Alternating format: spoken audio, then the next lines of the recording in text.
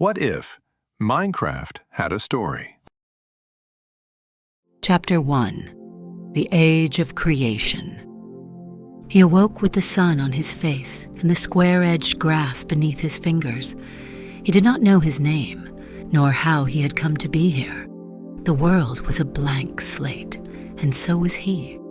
His mind was a quiet, empty room, and the only thing in it was a primal, driving instinct. Survive. The world that greeted him was a thing of impossible geometry. The sun was a perfect square, climbing a sky of seamless blue. Trees rose in segmented trunks, their leaves a porous canopy of cubic shapes. He punched one, driven by a curiosity that felt more like a memory than an original thought. The wood splintered, and a block of it fell to the ground, impossibly light. He picked it up. In his hands it felt like potential.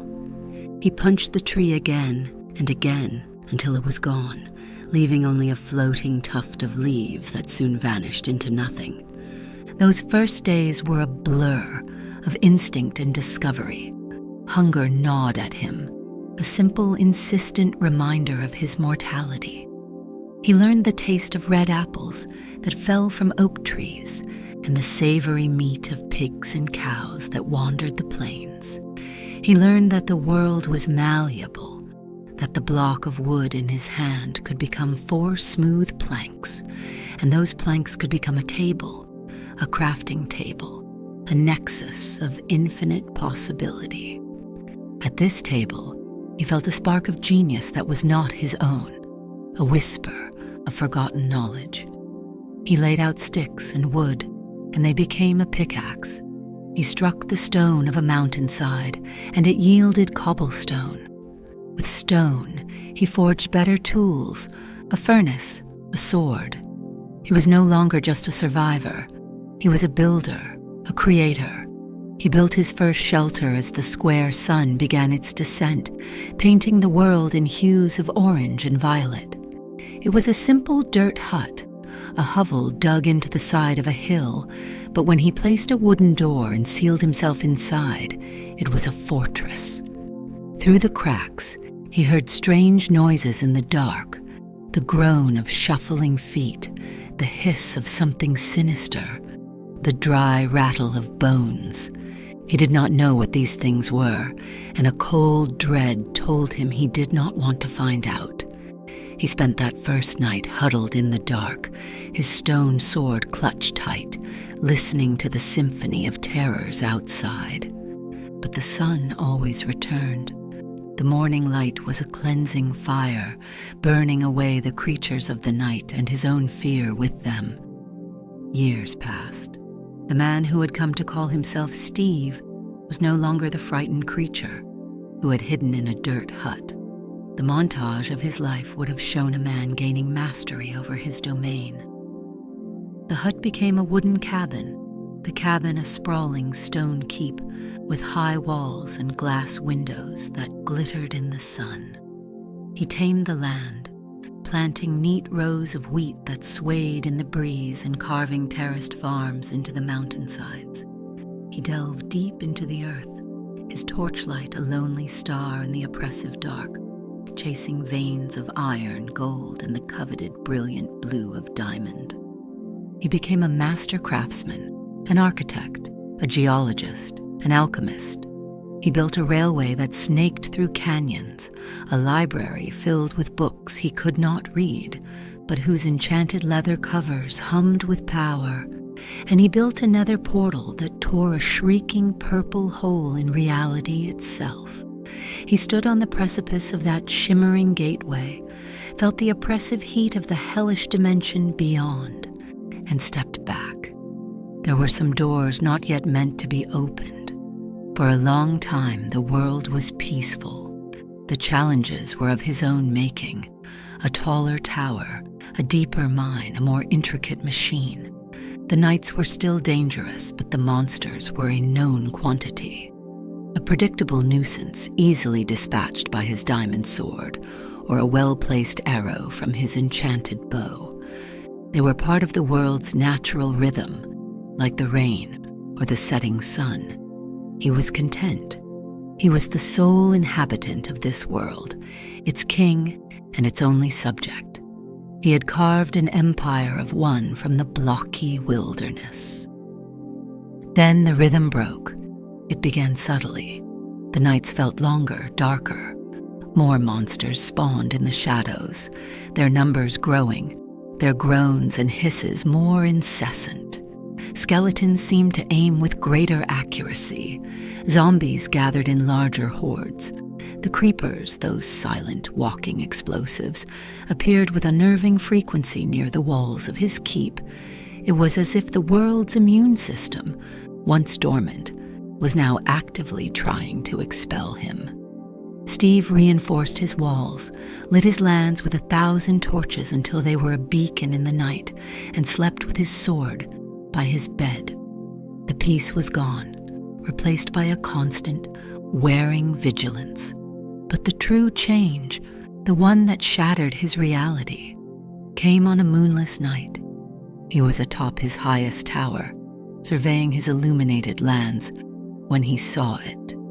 A figure stood at the edge of the torchlight, impossibly tall and skeletal in its thinness. It was black as the void, its limbs too long, its form disjointed and unnatural. It simply stood there, silent and still. As he watched, it did something that no other creature had ever done. It reached down, plucked a block of dirt from the ground and held it. The block pulsed with a faint, purple energy.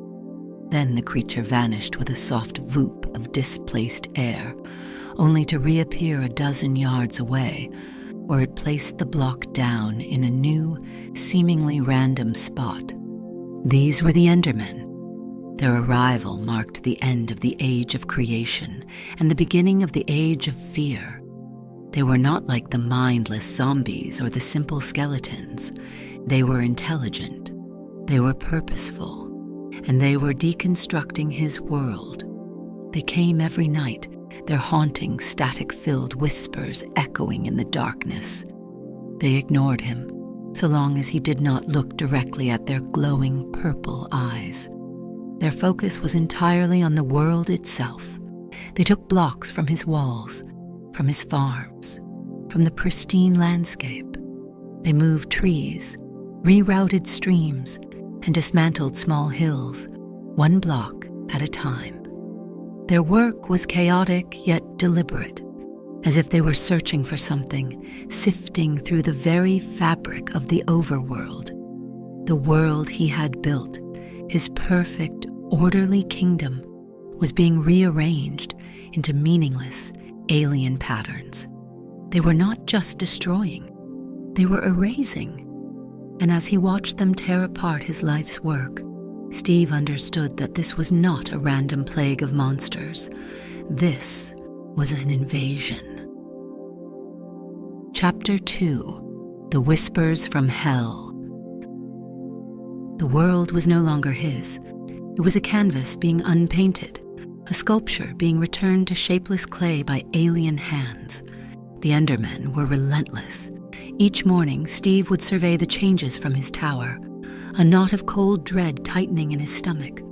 A corner of his wheat farm would be missing, the blocks placed haphazardly atop a nearby oak tree. A section of his outer wall might be gone, leaving a gaping hole his other nightly visitors were all too eager to exploit. The perfect symmetry of his world was fracturing. He tried fighting them. The first time he drew his sword and charged. Locking his gaze with one of the tall creatures, it had shrieked, a sound of digital rage and tearing reality. It opened a jaw that was too wide and charged him, teleporting in short, jarring bursts until it was upon him. Its long, spindly arms struck with brutal force. He had won that fight, but just barely. And when the creature died, it dropped a single, smooth, dark pearl that swirled with the energy of a captured nebula. An ender pearl. It felt heavy in his hand, humming with a strange power. He learned to fight them, but it was a pointless war. For every one he killed, 2 more seemed to appear the next night. They were not an army to be defeated. They were a force of nature, like erosion or decay, only intelligent and malicious. Their purpose remained a maddening enigma. They were clearly searching, but for what? What could be hidden in a random block of dirt or stone that would justify tearing the world apart to find it? His investigations led him down 2 paths. The first was the Endor Pearls. When he threw one, he found himself instantly teleported to where it landed, the world lurching around him in a nauseating flash of purple.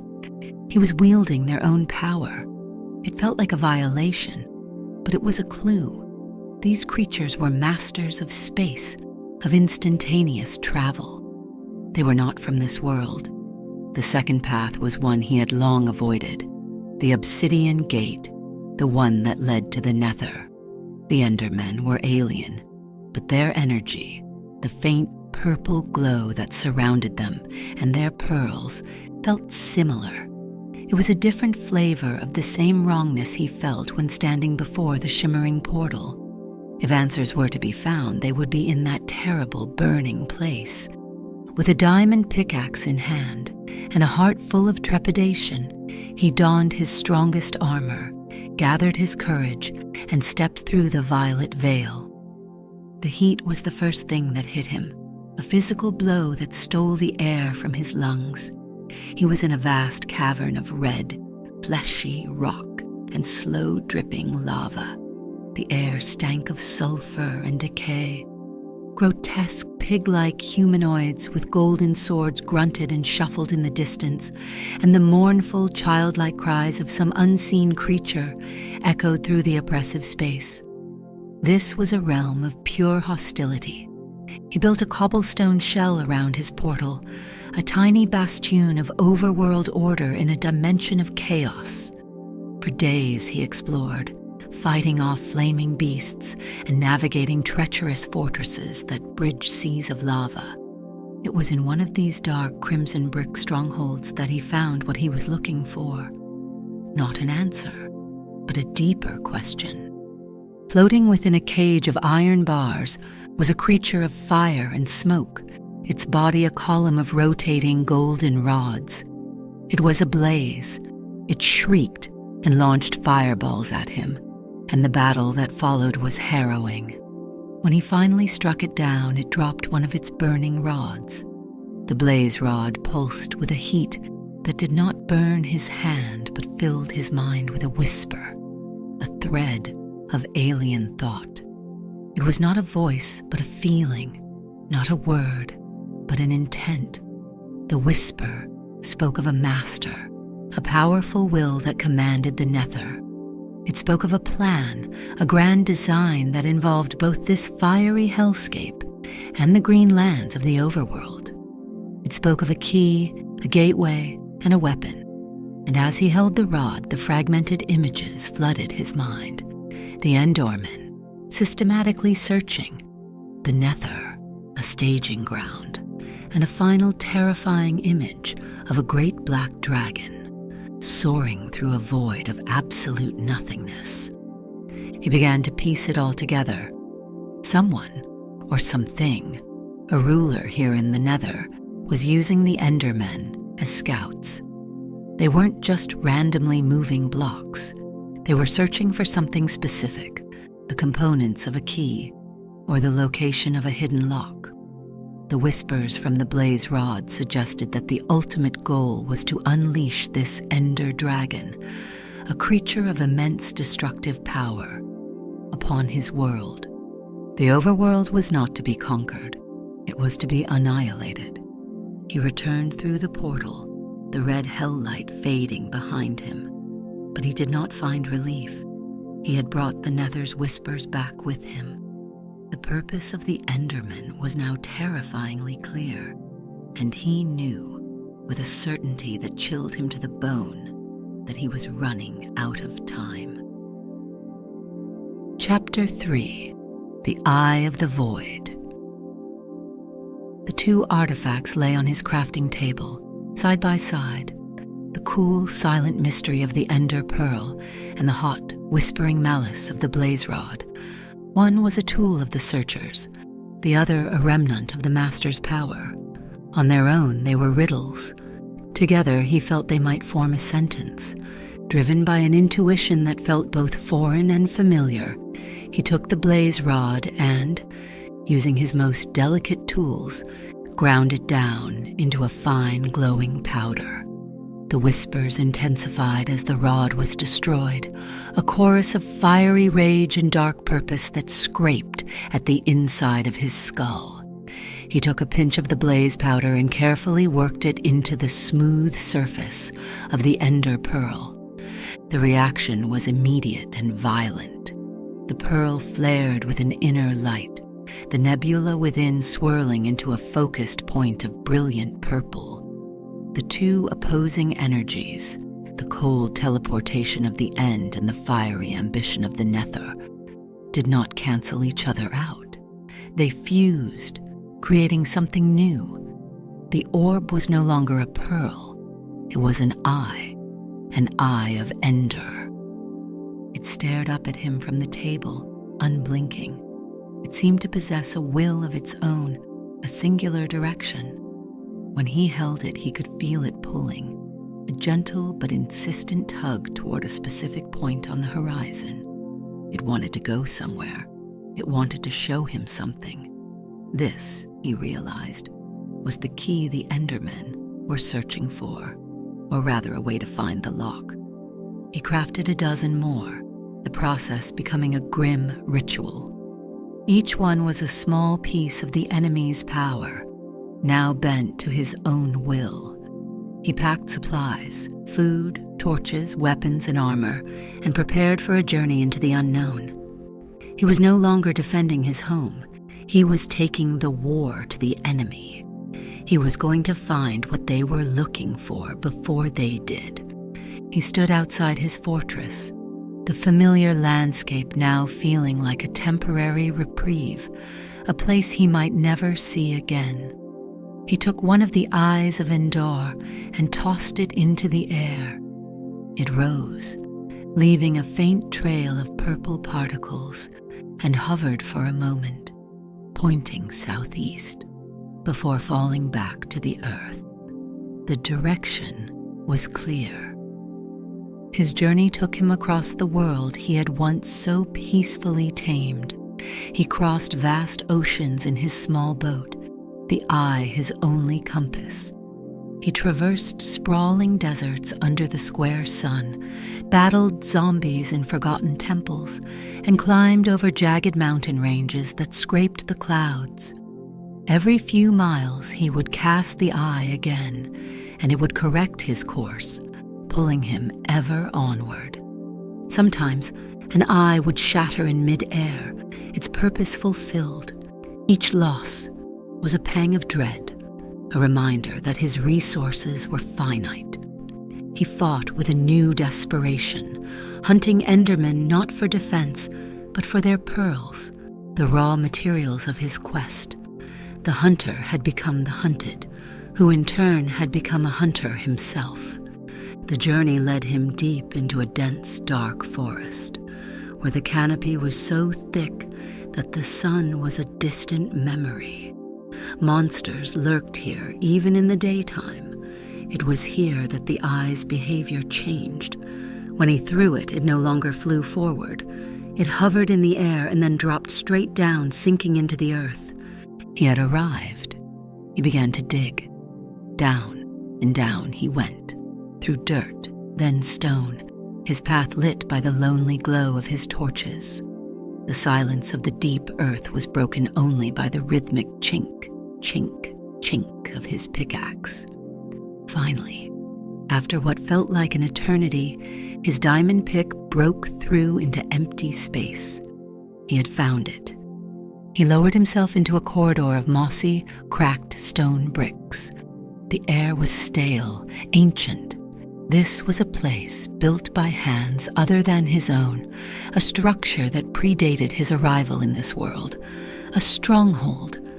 Torches flickered in unseen sconces, casting long dancing shadows.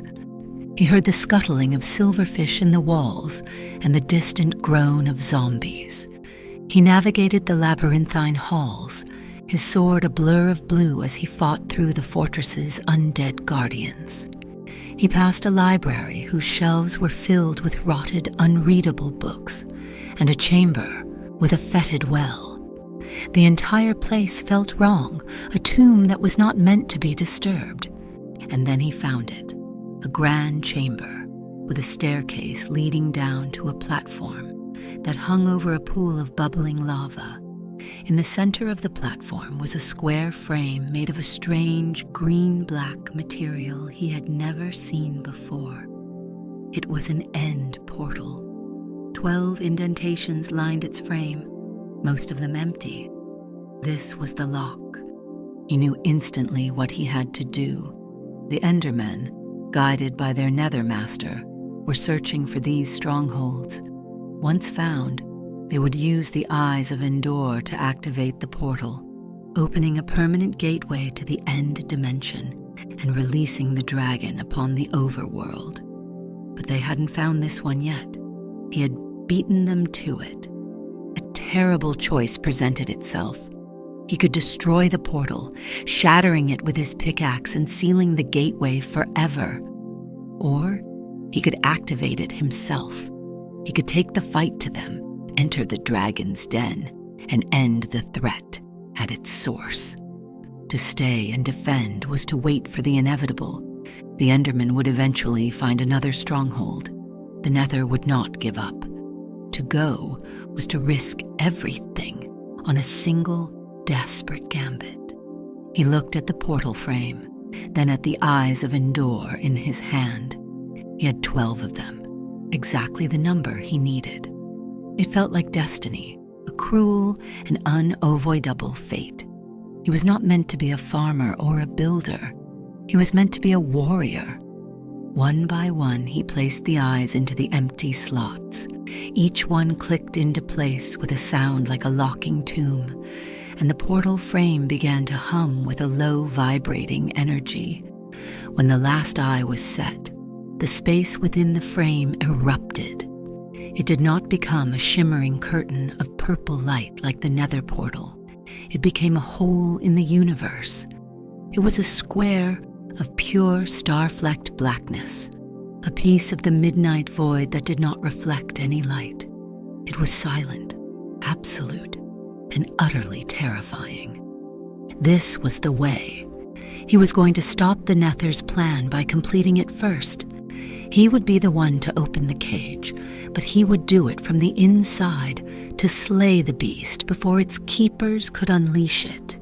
He took a deep breath, drew his diamond sword, and leaped into the void. Chapter 4: The Land of the End. The transition was not like the searing heat of the Nether portal. It was a cold, silent falling. For a moment that stretched into an eternity, Steve felt a profound sense of unbeing, as though his very atoms were being unwound and respun. He was no longer in a world of blocks and tangible matter, but in a pure conceptual space between realms. Then, his feet touched solid ground. He stood on an island of pale, sickly yellow stone, floating in an endless, starless void. The sky was a uniform, oppressive black, dotted with swirling, chaotic nebulae of purple and gray. There was no sun, no moon, only a dim, sourceless luminescence that seemed to emanate from the very air itself. The silence was absolute, a heavy blanket that smothered all sound. Dozens of the tall black Endermen that had haunted his world were here, shuffling aimlessly across the pale landscape. This was their home. They moved without purpose now, their great work in the Overworld forgotten. They were no longer invaders. They were merely inhabitants of this bleak prison. They paid him no mind, their purple eyes staring into the infinite distance. In the center of the main island, and on smaller surrounding islands stood towering pillars of pure obsidian. They rose into the black sky like the fingers of a dead god, each one topped with a pulsating crystalline cube that emanated a low, almost subsonic hum. The air around these crystals shimmered, and a faint, ethereal beam of white energy flowed from each one, converging on a single point high above the central island. And there, circling lazily in the void, was the beast from the Nether's whispers, the Ender Dragon. It was larger than he could have ever imagined, a creature of pure night and shadow, its scales the color of the void itself. Its eyes glowed with a fierce violet intelligence, and its massive leathery wings beat against the emptiness with a sound he could feel in his bones rather than hear. It was beautiful and terrifying, the apex predator of a dead dimension. He finally understood. The crystals on the obsidian towers, they were healing it. The beams of light were tethers of energy, constantly regenerating the dragon's vitality. It was invincible, an immortal god in its own kingdom. To fight it now would be pointless. He had to sever its connection to this place, to destroy its sources of power. The battle began. The moment he drew his bow and nocked an arrow, the dragon's head snapped toward him. Its passive, lazy circles ceased. It let out a deafening shriek that tore through the silence, a sound of pure, concentrated hatred that resonated in the void. It banked sharply and dove toward him. Steve scrambled for cover, firing arrows at the nearest crystal. The shaft struck true, but bounced harmlessly off its shimmering surface. He would have to destroy them up close. The dragon swooped past, unleashing a torrent of purple fire from its maw. He dove aside as the ground where he had stood erupted in a pool of crackling, damaging energy.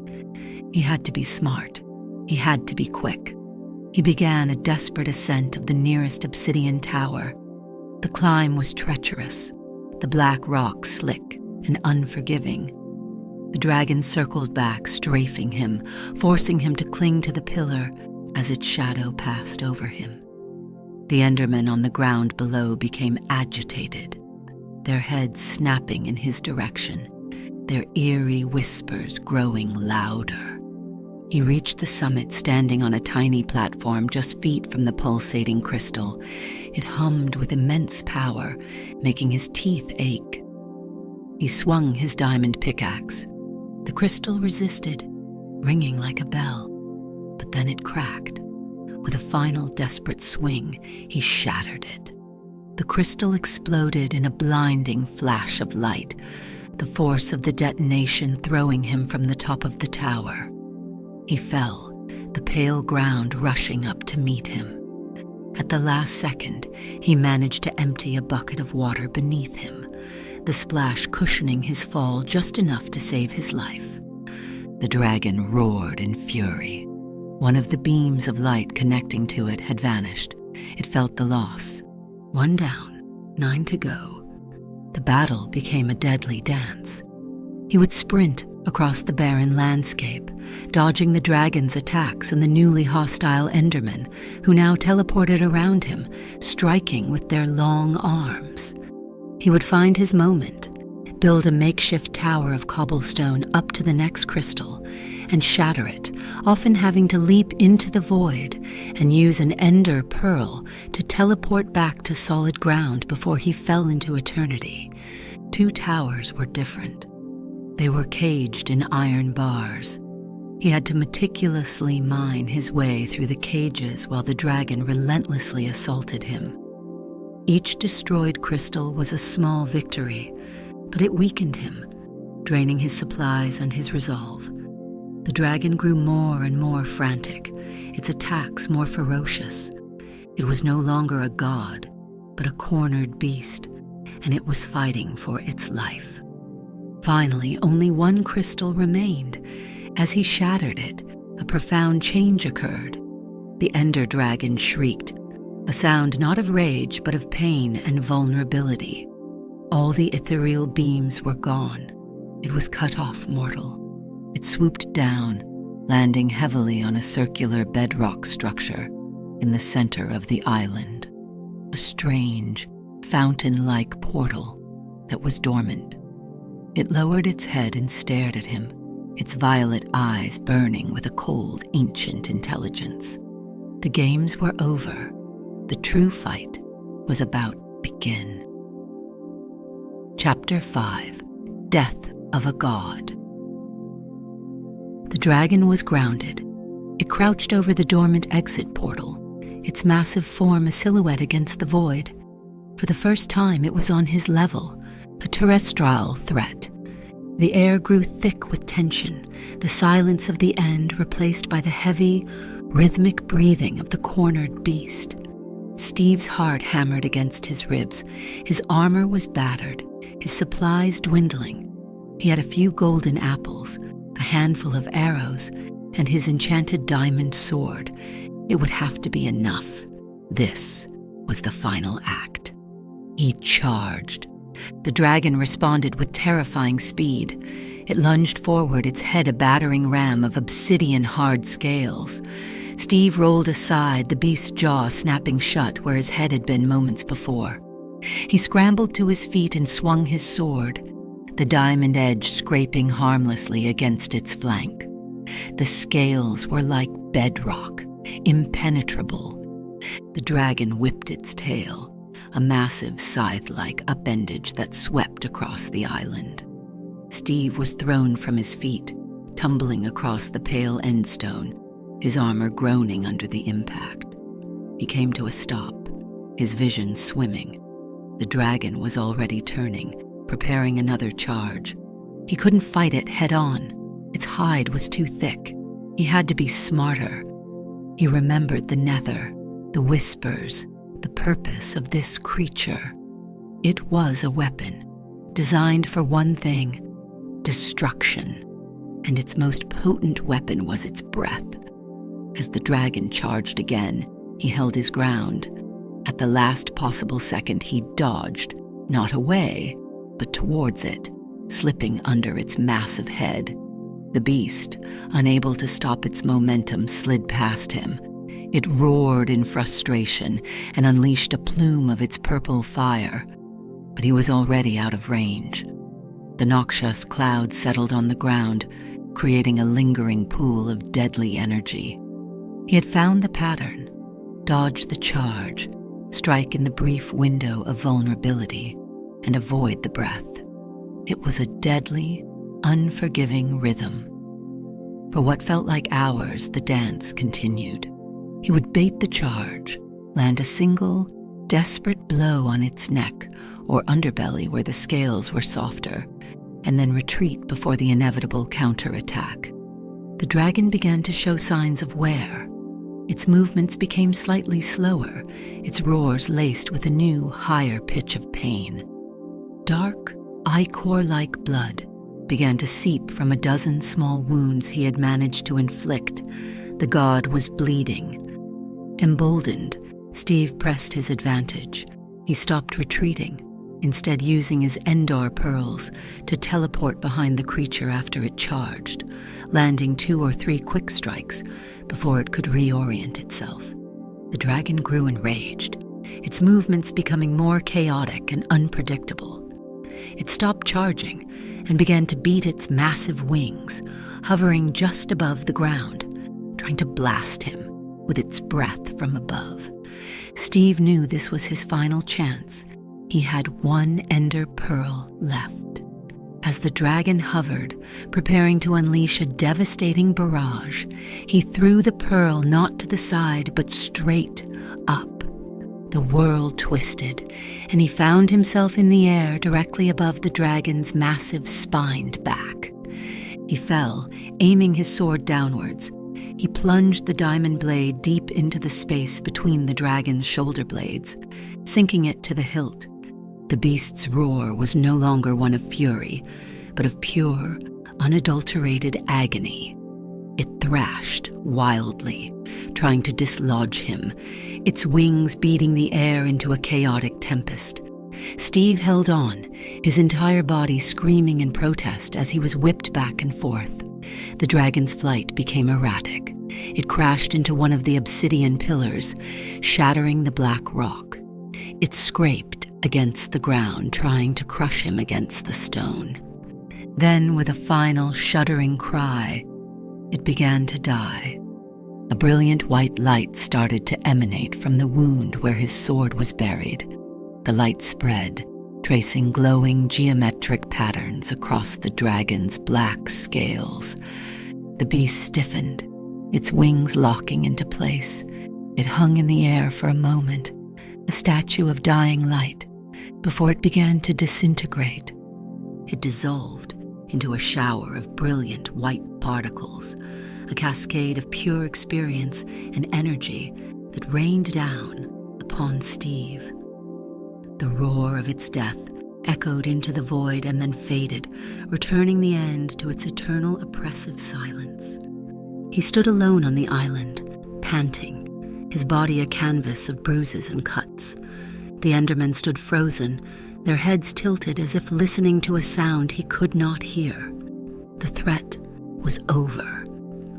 Where the dragon had died, hovering over the central portal, a small black object appeared, a dragon egg, impossibly dark, absorbing all light.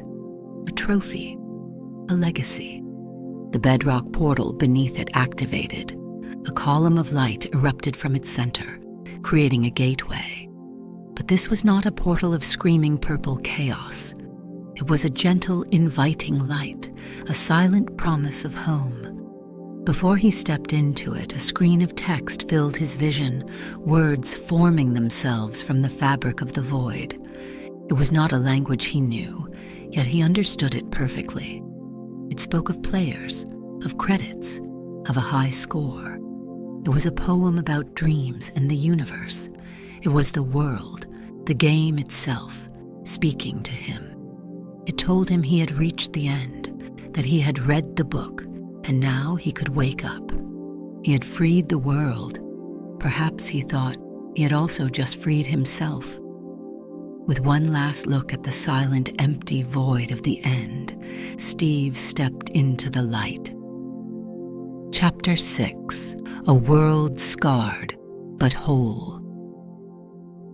He awoke with the sun on his face and the square-edged grass beneath his fingers. For a moment, he was back where he started, an amnesiac on the shore of a new world. But this time, the room in his mind was not empty. It was filled with the memories of fire and shadow, of a desperate battle in the void, of a dying god's final scream. He sat up, the overworld's gentle breeze a welcome balm after the sterile stillness of the end. He was on the hill where he had built his first dirt hut so many years ago. In the valley below, his stone keep stood, proud and silent. He was home. He walked down the familiar path, his feet feeling impossibly heavy. The world looked the same, yet everything was different. The changes wrought by the Endermen were still there, a misplaced block here, a small crater there, scars. The world was scarred, a permanent reminder of the silent invasion. But the night that followed was different. As the square sun set, a familiar tension coiled in his gut. He stood on his battlements, diamond sword in hand, and waited. The groans of zombies and the rattle of skeletons rose from the darkness, as they always had. He fought them, his movements practiced and efficient, but he noticed a change. There were fewer of them. The world's fever had broken. The overwhelming, suffocating pressure was gone. Most telling of all, there were no Endermen. The tall, dark figures that had become a nightly terror were absent. Their strange, deconstructive work had ceased. Their whispers were gone from the wind. He searched the horizon until dawn, but the only things that moved were the mundane monsters he had long ago learned to master. The invasion was truly over. In the days that followed, Steve began to rebuild. He repaired the walls, replanted the farms, and replaced the blocks the Endermen had stolen. He worked with a quiet, solemn purpose, not to erase the memory of what had happened, but to heal the wounds. The world felt quieter now, emptier. The constant threat had given him a singular focus, a reason to fight. Now, in the silence, he felt a profound loneliness he hadn't recognized before. He was the sole guardian of a world he had saved, a king with no subjects, a hero with no one to tell the tale. He returned to the stronghold, to the end portal. The starry void within it still churned, a permanent window into the dead dimension. He would not close it. It would serve as a reminder, a memorial to the battle he had won. Beside it he placed the dragon egg, his trophy. His life found a new rhythm. He was no longer just a builder or a survivor. He was a warden. He explored the farthest corners of his world, not for resources, but for knowledge. He sought out other strongholds, other deserted mine shafts, other forgotten temples. He was searching for answers to questions he was only now beginning to form. Who had built these structures? Were there others like him? Had he saved a world that was already empty? Or was he merely the first one to wake up? The whispers from the Nether were silenced, its great plan to unleash the dragon shattered. He knew, however, that the fiery dimension still churned with malice, a threat that was dormant, not defeated. He reinforced his portal, building defenses around it, forever wary of what might one day decide to step through. Years passed. The scars on the landscape faded, covered by new grass and growing trees. His keep grew larger, more magnificent, a testament to a single man's will. The story of the Endor dragon became a legend known only to him, a silent epic played out in a world of one. One evening, as he stood on his highest tower watching the sunset, he saw a flicker of movement on a distant hill. It was not a cow, nor a zombie. It was a figure, shaped like him, moving with purpose. It stopped, turned, and seemed to look directly at him across the vast distance. Then it placed a block of wood on the ground. Steve stared, his breath catching in his throat. His heart, which had been steady through battles with monsters and gods, began to race. For the first time in his entire existence, a single, overwhelming thought filled his mind, drowning out all the loneliness and all the silence. I am not alone. The age of creation was over. The age of fear had passed. The age of solitude had ended. A new age was dawning, and for the first time Steve did not know what it would bring. He raised a hand in greeting, and across the valley, the other figure did the same. The story was not over. It was just beginning. What If Gaming Stories hopes you've enjoyed this content. Please like, comment, and subscribe to What If Gaming Stories to support our channel. Until next time, keep asking, what if?